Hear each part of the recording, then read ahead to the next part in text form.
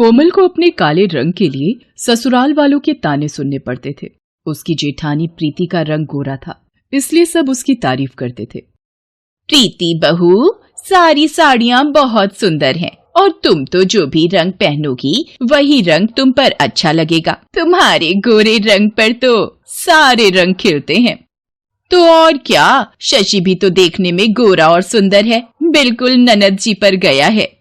माँ जी, ये मैंने साड़ी सोची थी कल शशि भैया की बारात में पहनने के लिए। अरे बहू, तुम कुछ भी पहनो, तुम्हारे काले रंग में तो सब रंग मिलकर एक से हो जाते हैं। कपड़े तो प्रीति बहू पर जचते हैं, कुछ भी पहने सबसे अलग ही लगती है। कलावती की ये बात सुनकर कोमल दुखी हो जाती है और अपने कमरे में आकर रोने लगती है। कलावती की आदत थी वो अपनी बड़ी बहू प्रीति और कोमल दोनों में ही फर्क करती थी और इस बात से कोमल हमेशा दुखी रहती थी। अगर मेरा रंग काला है, इसमें मेरी क्या गलती है? मैंने कभी भी इस घर की अच्छी बहू होने में कोई भी कसर नहीं छोड़ी। उसके बाद भी प्रीति भाभी को इतना सम्मान मिलता है और मुझे इतना नीचा दिखाया जाता है। अगले दिन सब शादी में पहुंचते हैं। प्रीति भाभी, मेरी एक हेल्प करो।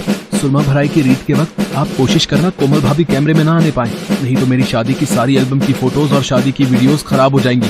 चिंता मत करो देवर जी, मैं उसे आपकी घोड़ी के आसपास भी नहीं फटकने दूंगी। प्रीति भाभी, वो बुआ जी ने देवर जी के लिए सुरमा भराई रस्म के लिए भेजा है, देवर जी लगवा लेते। प्रीति भाभी, मेरे लिए जरा एक गिलास पानी मंगवा देते। कोमल, जरा देवर जी के लिए एक गिलास पानी ले आओ। कोमल को पानी लेने भेजकर प्रीति बारात की भीड़ में रस्म पूरी करके सब रिश्तेदारों के साथ फोटो खिंचवाती है। इतनी देर में कोमल आ जाती है और उसकी आंखें आंसुओं से भर आती हैं।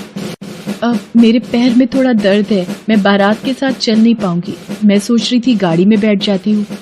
कोमल अपने आंसुओं को छुपाए गाड़ी में बैठ जाती है। अब तो कोमल रोजाना इन सब बातों से बहुत दुखी रहने लगी थी। एक सुबह, माँ जी, मैं जरा बाजार होकर आती हूँ। घर से बाजार के लिए निकल तो आई हूँ, पर वापस घर जाकर दोबारा सबके ताने सुनने की अब मुझ में हिम्मत ही नहीं रह गई है। कुछ समझ नहीं आ रहा क्या करूँ। ये सामने क्या लिखा है?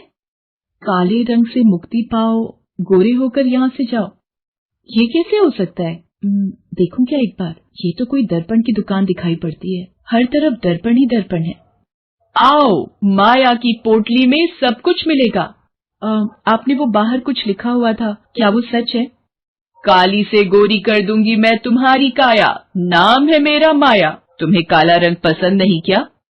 नहीं, मुझे अपने इस रंग से बहुत प्यार है, पर मेरी सासू माँ और जेठानी मेरे काले रूप रंग का मजाक उड़ाती हैं। मैं तंग आ गई हूँ, मुझे भी सुंदर और गोरा रूप चाहिए, मेरी मदद करो।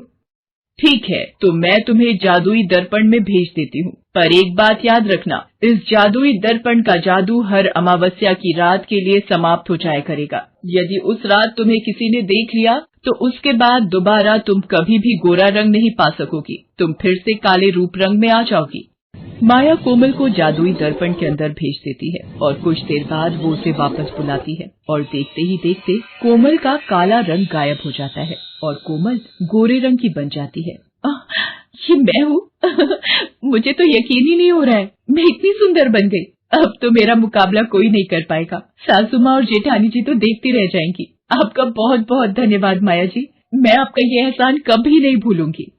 माया के जादुई दर्पण से गोरा रंग रूप पाकर कोमल बहुत खुश हो जाती है। सारे मोहल्ले वाले भी उसे देखकर हैरान रह जाते हैं। ये कलावती जी की बहू कोमल है ना? ये सुंदर कैसे बन गई? इसका रंग तो बहुत काला था, पर ये तो बहुत ही गोरी हो गई, जैसे अभी दूध से नहाकर आई हो।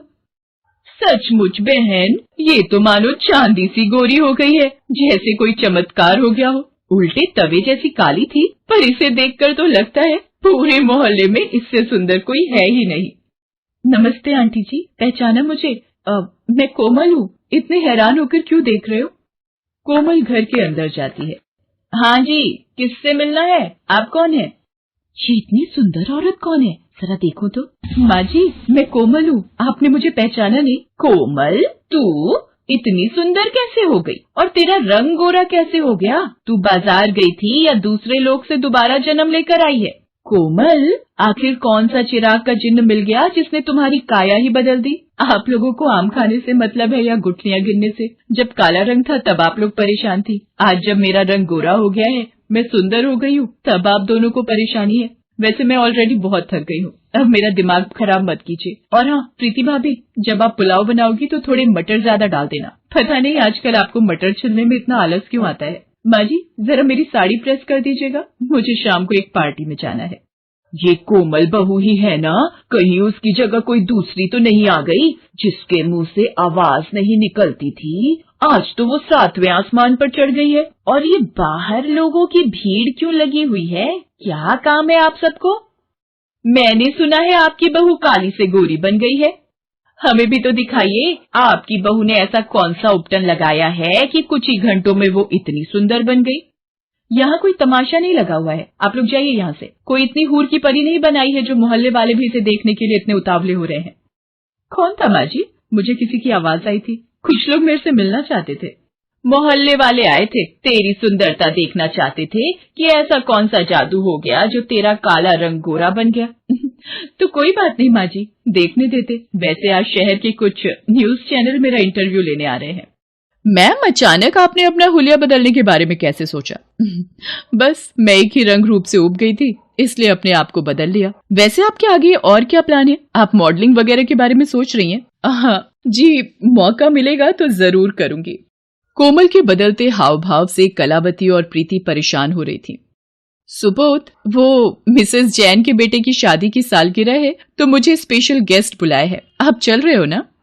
अब ये महारानी पार्टियां अटेंड करे और मैं घर के काम करूं। मैं तो बहाने से मायके जाकर बैठ रही हूँ, यहाँ तो सासू माँ के साथ घर के काम कर करके पिसी जाऊंगी। अगली सुबह प्रीति अपनी माँ की बीमारी का बहाना लगाकर पति सूरज के साथ मायके चली जाती है। सुबोध को भी किसी काम से शहर से बाहर जाना था। कोमल, प्रीति भाभी भैया के साथ अपने मायके गई है, माँ घर पर अकेली है और मैं भी कल रात तक ही वापस लौटूंगा, तो तुम पीछे से माँ का ख्याल रखना। चलो अच्छा है, सुबोध भी काम से बाहर जा रहे हैं और भैया भाभी भी घर पर नहीं है। आज अमावस्या की रात है, आज मैं अपने पुराने रूप में रहूंगी। माँ जी तो जल्दी सो जाती हैं, तो उनको कुछ पता नहीं चलेगा। बस ये रात कट जाए, कल सुबह मुझे अपना सुंदर रूप दोबारा मिल जाएगा। सब लोग चले जाते हैं। कोमल रात होते ही अपने कमरे में आ जाती है। अच्छा है, माँ जी जल्दी सो गई। लगता है मेरा असली रंग वापस आ रहा है। मेरे हाथ धीरे धीरे काले हो रहे हैं। हाँ, मेरा मुंह दोबारा पहले जैसा हो चुका है। लगता है जादुई दर्पण के जादू का असर इस रात के लिए खत्म हो चुका है। मैं वापस अपने रूप में आ गई हूँ। अब सो जाती हूँ, सुबह होते ही मैं ठीक हो जाऊंगी। अरे ये तो माँ जी आवाज लगा रही है, कोई परेशानी तो नहीं है? माँ जी, माँ जी, हे भगवान, सीने में दर्द। कोमल बहू, लगता है माँ जी की तबीयत खराब हो गई है। मुझे इन्हें अस्पताल लेकर जाना होगा। कोमल कलावती को ऑटो में बिठाकर जल्दी से अस्पताल लेकर पहुंचती है। कुछ वक्त के पश्चात कलावती की हालत में सुधार आता है। कलावती को अस्पताल लाने के चक्कर में कोमल ये भूल जाती है कि उस दिन अमावस्या की रात है और उसे अपना असली रूप मिला हुआ है। कलावती कोमल का असली रंग रूप देख लेती है। कोमल रोकर कलावती को सारी बात बताती है। मेरी प्यारी बहू, गलती तो हमसे हुई है। तेरा तो मन बहुत साफ है। तू तो मेरी जान बचाने की फिक्र में सब कुछ भूल गई। तुझे तो ये भी याद नहीं रहा कि यदि किसी ने देख लिया तो तेरा जादू छिन जाएगा, दोबारा कभी नहीं मिलेगा। और इस सब का कारण मैं बनी। माँ जी, आपकी जान से बढ़कर मेरे लिए कुछ भी नहीं है। आप हो तो सब कुछ है। उस दिन के बाद हर कोई कोमल की तारीफ करता है। कोमल को भी समझ आ गया था कि दर्पण सिर्फ ऊपरी सुंदरता बयान करता है और जो व्यक्ति मन से सुंदर है उसकी हर जगह प्रशंसा होती है।